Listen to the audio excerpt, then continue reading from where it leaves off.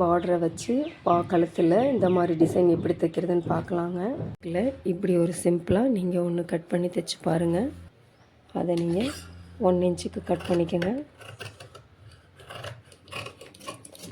1 இன்ச்சுக்கு கட் பண்ணிவிட்டு அதை ஜாயின் பண்ணி எடுத்து வச்சுக்கணும். இதோட பார்டரை நம்ம ஸ்ட்ரெயிட் பீஸாக கட் பண்ணி இப்படி ஜாயின் பண்ணி எடுத்து வச்சுக்கணுங்க. இப்போ இந்த பெண்டுக்கு நம்ம லைட்டாக ஃப்ளீட் கொடுக்க போகிறோம். உள் பக்கமாக தைச்சி வெளியே நம்ம திருப்ப போகிறோம். அதனால் லைட்டாக நீங்கள் இப்படி ஒரு பெண்டு கொடுத்துக்கோங்க. இப்படி மடித்து விடணும். முன்னாடி பார்த்திங்கன்னா வளைச்சி வருது. பேக்கில் பார்த்திங்கன்னா உங்களுக்கு ஸ்ட்ரைட்டாக வருது. இந்த இடத்துக்கு ஃப்ளீட் கொடுத்து பிடிச்சிக்கணும். இந்த இடத்த பிடிச்சிட்டு இப்படி குத்தி இப்படி லைட்டாக திருப்பினீங்கன்னா கீழே இருக்கிற பீஸை மட்டும்தான் நீங்கள் லைட்டாக இப்படி திருப்பி விடணும். திருப்பி விட்டிங்கன்னா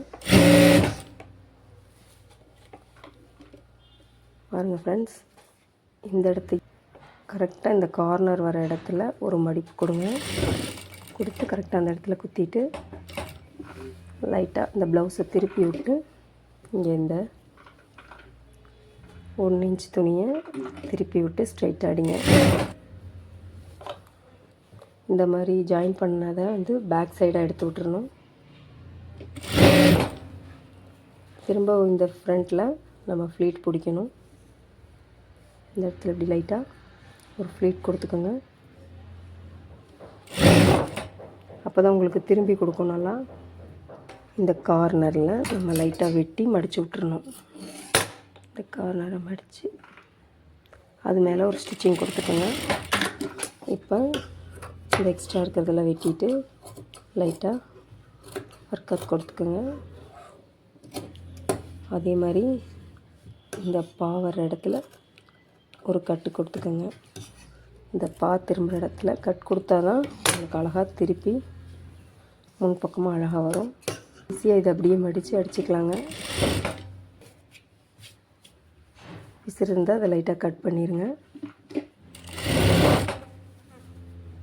நீங்கள் இந்த கார்னர்லேயே தையல் போட்டுக்கணும்.